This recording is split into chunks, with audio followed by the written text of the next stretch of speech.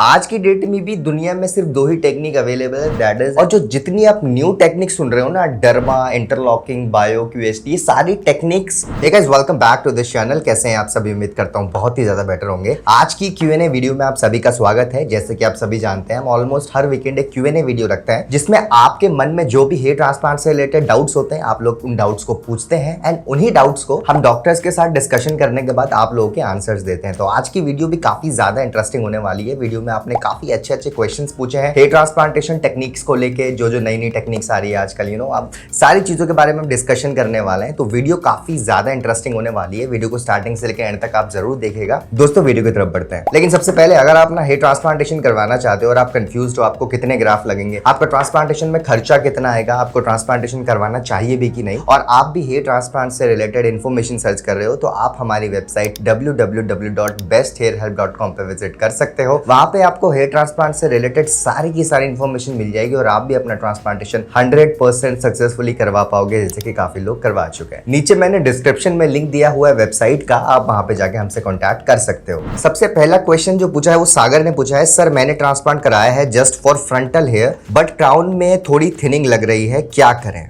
Right, सो ये basically पूछना चाह रहे हैं कि इन्होंने अभी ट्रांसप्लांटेशन करवाया है सिर्फ फ्रंटल हेयर लाइन में, राइट, लेकिन इनके क्राउन में इनको थिनिंग लग रही है। तो देखिए सागर जी, सबसे पहली बात तो ये है कि मैंने आपको पहले भी वीडियो में काफी बार बताया है कि जब आप ट्रांसप्लांटेशन करवा लेते हो, ट्रांसप्लांटेशन ट्रीटमेंट सिर्फ उस एरिया के लिए होता है जहां पे आपके बाल नहीं होते, राइट। ट्रांसप्लांटेशन में होता क्या है, बेसिकली जहां पे आपके हेयर नहीं होते वहां पे हेयर लगा दिए जाते हैं और उस एरिया में दोबारा से हेयर ग्रो होना स्टार्ट हो जाता है। लेकिन अगर मैं बात करूं एग्जिस्टिंग हेयर की, जो आप पुराने बालों की बात कर रहे हो, क्राउन हेयर की, वो बाल अगर ट्रांसप्लांटेशन से पहले झड़ रहे थे तो ट्रांसप्लांटेशन के बाद भी झड़ते रहेंगे। आपको क्या करना है, बेसिकली आपको उन बालों की टेक केयर करनी है, राइट। अगर आप टेक केयर नहीं करोगे ना आपके एग्जिस्टिंग हेयर की और अपने क्राउन एरिया की, तो वो बाल भी टाइम के साथ झड़ जाएंगे एंड उसके बाद आपका लुक और भी वियर्ड लगेगा। मतलब जस्ट इमेजिन आप ट्रांसप्लांटेशन आगे करवा लेते हो और आपके आगे के बाल रह जाते हैं और पीछे से के पूरे गायब हो जाएंगे, तो वो और भी ज्यादा कंडीशन वियर्ड लगती है। तो उन बालों के लिए आप मेडिकेशन ले सकते हो, आप पीआरपी ट्रीटमेंट ले सकते हो, आप जीएफसी ट्रीटमेंट भी ले सकते हो, आजकल काफी पॉपुलर हो रहा है, राइट। अपने आसपास किसी भी स्किन के डॉक्टर को कंसल्ट करिए, वो आपको ट्रीटमेंट्स देंगे, या फिर जहां से आपने ट्रांसप्लांटेशन करवाया उनसे टच में रहिए, उनको बताइए and they will definitely help you out. Next question पूछा है एसके वीडियोस ने, why every hair transplant clinic have own techniques like big FUE, bio FUE, derma FUE, interlocking FUE? I think name are different but techniques are same. Can you explain which one is best and how much effect on the result? Right, बहुत अच्छा question पूछा है। Basically काफी कम ऐसा होता है कि कुछ लोग इतने अच्छे क्वेश्चन पूछते हैं और इन क्वेश्चन के आंसर कहीं ना कहीं हर किसी के इंडिविजुअल के माइंड में रहते हैं जब भी कोई ट्रांसप्लांटेशन करवाने का प्लान करता है। क्वेश्चन बहुत सिंपल है कि क्यों आजकल अलग अलग क्लिनिक्स में अलग अलग टेक्निक्स बताई जा रही है, बहुत अलग अलग, आप जैसे आपको पता ही होगा है ट्रांसप्लांटेशन के मार्केट में आजकल अलग अलग टेक्निक्स आ चुकी है, derma एफयूवी, big FUE, bio एफयूवी, interlocking एफयूवी, और ये जो सारी टेक्निक्स हैं वो कहीं ना कहीं सिमिलर है बेसिक एफयूवी टेक्निक की। और काफी लोगों को तो ये भी लगता है कि जैसे क्वेश्चन पूछा इन्होंने कि हो सकता है ये सिर्फ क्लिनिक की मार्केटिंग की टेक्निक हो और ये सारी टेक्निक्स जो अलग अलग नेम से आ रही है ना, हो सकता है वो सेम ही टेक्निक हो। अगर सेम नहीं है तो किसके रिजल्ट ज्यादा बढ़िया है, राइट। तो देखिए इसका बहुत सिंपल आंसर है। मैं पहले भी एक स्पेशल डेडिकेटेड वीडियो मैंने बनाई है, हमारे चैनल में आप विजिट करिए। ये जितनी भी न्यू टेक्निक्स आप सुनते हो ना, इंटरलॉकिंग एफयूवी, बायो एफयूवी, क्यूएचटी, डर्मा एफयूवी, जितनी भी ये सारी टेक्निक्स जो हैं ये बेसिक एफयूवी से ही डिराइव्ड हुई है, राइट। आज की डेट में भी दुनिया में सिर्फ दो ही टेक्निक अवेलेबल है, that is FUE hair transplantation, FUT hair transplantation. ये जो दो टाइप है ट्रांसप्लांटेशन के, सिर्फ यही टाइप्स आज की डेट में एग्जिस्ट करते हैं। और जो जितनी आप न्यू टेक्निक सुन रहे हो ना, डर्मा, इंटरलॉकिंग, बायो, क्यूएसटी, ये सारी टेक्निक्स ये पार्ट है एफयूई टेक्निक के, राइट। जैसे कि एफयूई टेक्निक एफयूटी टेक्निक से डिफरेंट है, वैसे ये टेक्निक्स एफयूई टेक्निक से डिफरेंट नहीं है, राइट। आप समझिए एफयूई और एफयूटी में बहुत ज्यादा फर्क होता है, उनके ट्रांसप्लांटेशन करने के तरीके में ही बहुत ज्यादा फर्क होता है। एफयूटी में आपका स्किन को काट के वहां से ग्राफ्ट निकाल के आपका इम्प्लांट किया जाता है और एफयूई में इंडिविजुअली ग्राफ्ट को निकाल के लगाया जाता है। अब ये जो टेक्निक्स है मार्केट में जो आप नई नई सुन रहे हो, ये सारी ही टेक्निक एफयूई टेक्निक को फॉलो करती है और उसी टेक्निक से डिराइव्ड हुई है। अब बात आती है कि क्या ये टेक्निक एफयूई टेक्निक से डिफरेंट है, और अगर डिफरेंट है तो क्या ये उससे अच्छी है, और अगर अच्छी है तो क्या इसके रिजल्ट्स एफयूई टेक्निक से बहुत ज्यादा अच्छे हैं? तो बहुत सब्जेक्टिव क्वेश्चन है। मैं पहले भी ये बात क्लियर कर चुका हूं कि ये उससे थोड़ी बेटर है, तभी ये इन्वेंट हुई है, राइट। अब जितने नेम्स आप सुन रहे हो ना, इस ऑलमोस्ट सेम ही टेक्निक्स है, राइट। ये बेसिकली एफयूई से डिराइव्ड होके आई है, ये उसके कंपैरिजन में अच्छी है, नो डाउट। बेसिक एफयूई से सारी टेक्निक्स थोड़ी अच्छी है, इसके result no doubt basic FU technique से थोड़े बेटर हैं, लेकिन अगर मैं बहुत ज्यादा कंपैरिजन की बात करूं तो आपको रिजल्ट में बहुत ज्यादा ड्रास्टिक चेंज नहीं मिलेगा। अगर आप एक अच्छे एफयू टेक्निक का रिजल्ट देखते हो, एक अच्छे क्लिनिक से जो बेसिक एफयू टेक्निक से भी ट्रांसप्लांटेशन हुआ है, उसका रिजल्ट अगर आप देखोगे ना, और आप एक फैंसी टेक्निक का रिजल्ट देखते हो, आपको ऑलमोस्ट सेम ही दिखेगा। बस फर्क वहां आ जाता है कि जो इन टेक्निक्स में जो इंस्ट्रूमेंट्स यूज होते हैं वो थोड़े नए होते हैं, थोड़े मॉडर्न इंस्ट्रूमेंट्स यूज होते हैं, जिस वजह से रिजल्ट थोड़ा बहुत इंप्रूव हो जाता है। लेकिन आप अपने दिमाग में पहले भी बोलता हूँ, ये बात डाल दीजिए, अगर आप एक अच्छे क्लिनिक से ट्रांसप्लांटेशन करवाते हो, आप एक एक्सपीरियंस क्लिनिक से ट्रांसप्लांट करवाते हो, तो वो आपको बेसिक एफयू टेक्निक में भी बहुत अच्छा रिजल्ट ला के दे सकते हो और ला भी रहे हैं। हमें डेली बेसिस पे काफी लोग कॉन्टैक्ट करते हैं जिन्होंने अपना ट्रांसप्लांटेशन एफयू टेक्निक से करवाया होता है और उनका रिजल्ट बहुत ज्यादा अच्छा आया होता है। सो इन शॉर्ट मैं आपको बताऊं तो ये सारी टेक्निक्स बेसिक एफयू टेक्निक से ही डिराइव्ड हुई है। हाँ, ये उससे इंप्रूव्ड है, उससे बेटर है, लेकिन उसी टेक्निक से ये सब डिराइव्ड हुई है। बहुत ज्यादा डिफरेंस नहीं है इन टेक्निक्स में, राइट। नेक्स्ट मुझे पूछा शामी ने, crown area will show result after how many months of hair transplantation. Basically पूछना चाह रहे हैं कि हेयर ट्रांसप्लांटेशन के कितने महीने बाद क्राउन में रिजल्ट आता है। तो देखिए, आजकल काफी लोगों को ये बात पता लग चुकी है कि हेयर ट्रांसप्लांटेशन का रिजल्ट जो क्राउन में होता है ना, वो थोड़ा लेट आता है as compare to frontal area, right. क्योंकि यहाँ पे ब्लड सर्कुलेशन का लेवल थोड़ा डिफरेंट होता है as compare to normal scalp, right. तो इसी वजह से क्राउन एरिया का रिजल्ट थोड़ा लेट आता है। अगर मैं टाइम की बात करूँ तो ये भी डिपेंड करता है। काफी लोग का तो क्राउन का रिजल्ट भी 3-4 महीने में आना स्टार्ट हो जाता है और मैक्सिमम लोगों में 6 महीने लगते हैं क्राउन में रिजल्ट दिखने में। नेक्स्ट क्वेश्चन पूछा है फ्रेकिन गाय ने, it has been 15 days of my hair transplant, I am 33 year old. मेरे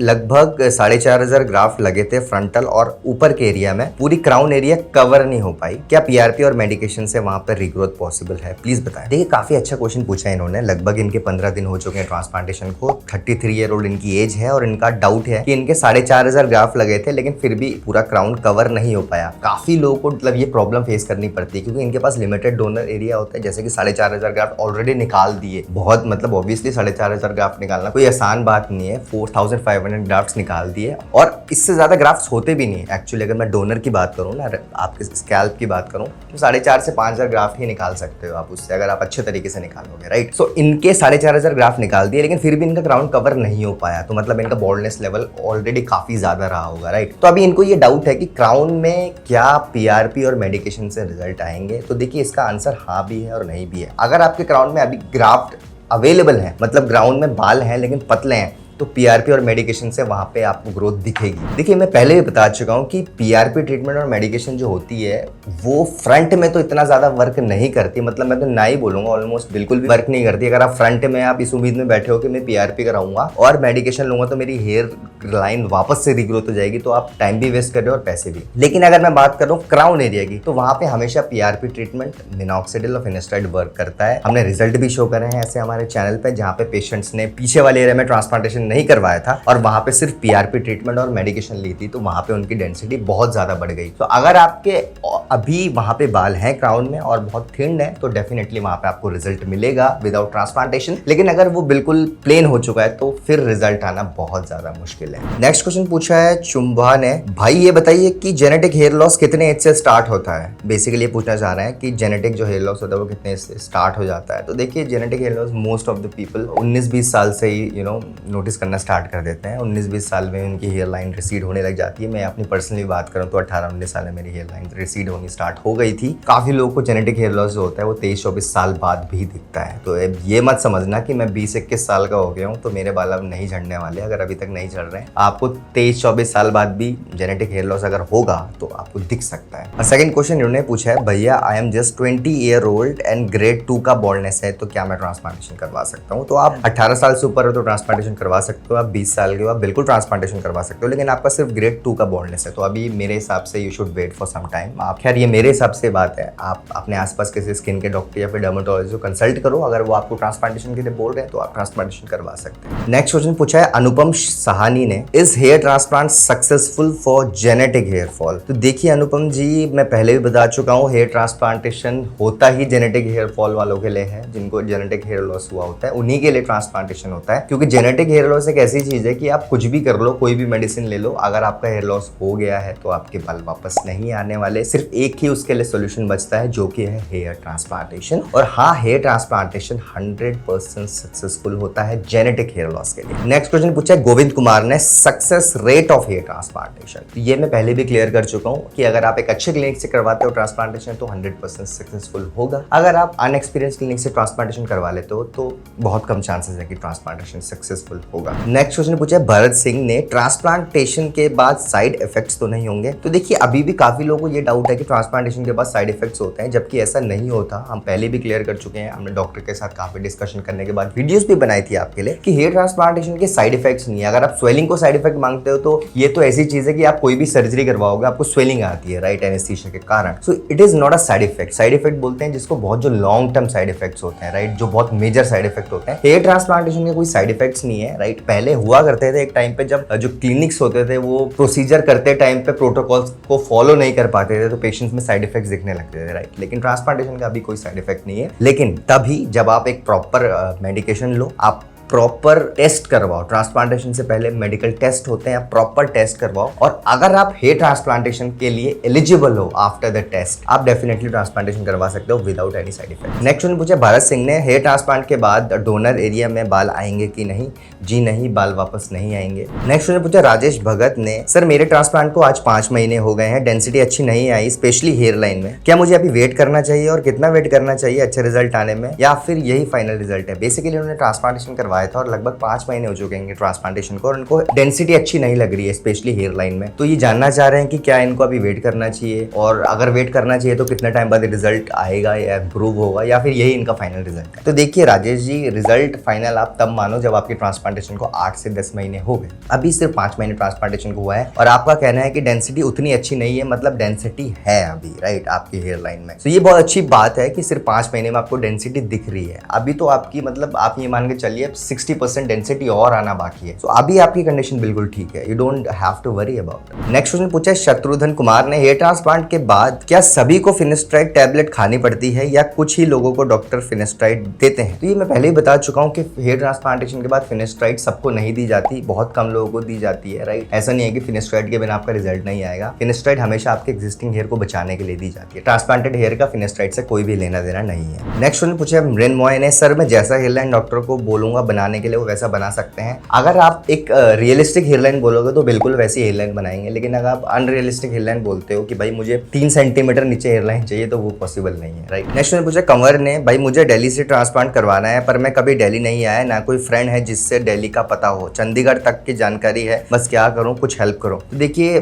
बहुत लोग ऐसे होते हैं जिनको सिटी के बारे में पता नहीं होता लेकिन फिर भी वो ट्रांसप्लांटेशन करवाने चाहते हैं, क्योंकि वो बेसिकली ट्रैवल ही इसलिए करते हैं, लाइफ में एक बार ट्रांसप्लांट करवाना है, ट्रैवल करना पड़े कर लेंगे लेकिन रिजल्ट अच्छा चाहिए। बार बार तो आप ट्रांसप्लांटेशन नहीं करवा रहे हो, राइट। आप कपड़े नहीं खरीद रहे हो कि भाई अगर बेकार भी होगा तो नेक्स्ट टाइम कहीं और से खरीद लूंगा, अच्छे कपड़े खरीद लूंगा। मैं मान सकता हूँ आप थोड़ा नर्वसनेस फील कर रहे हो। अगर आप मेच्योर इनफ हो, राइट, और आप किसी भी सिटी में जा सकते हो, आज की डेट में सबसे पहली प्रायोरिटी तो ये रहती है आप किसी को अपने साथ ले जाइए। आपका कोई भी गार्जियन हो, आप उनको लेके ट्रैवल करिए। आप हेयर ट्रांसप्लांटेशन करवाने जा रहे हो, लेकिन फिर भी अगर आप अकेला जाना चाह रहे हो तो आप बिल्कुल अकेला जा सकते हो ट्रांसप्लांटेशन करवाने, राइट। और अगर आप नहीं भी जाना चाहते तो आप ट्रांसप्लांटेशन, ऐसा नहीं है कि आप ट्रांसप्लांटेशन नहीं करवाओगे तो आप लाइफ में कुछ नहीं कर रहे हो। अगर आपको कोई प्रॉब्लम है दूसरी सिटी में जाने से तो आप बिल्कुल ट्रांसप्लांटेशन मत करवाइए, अभी वेट कर लीजिए, जब भी कोई गार्जियन रेडी हो आप तब जाके ट्रांसप्लांटेशन करवा लेना। सो गाइस, ये थी आज की वीडियो। उम्मीद करता हूँ आपको आज की वीडियो पसंद आई होगी। अगर आपको आज की वीडियो पसंद आई तो हमारी वीडियो को लाइक करिए, अपने फ्रेंड्स के साथ ज्यादा से ज्यादा शेयर करिए, एंड अगर आप फर्स्ट टाइम हमारे चैनल में आ रहे हो तो चैनल को सब्सक्राइब कर दीजिए, क्योंकि आने वाले टाइम में बहुत सारी ऐसी वीडियोस लाने वाले हैं जिनकी नोटिफिकेशन डायरेक्टली आपके फोन में पहुंच जाएगी। Thank you so much for watching guys.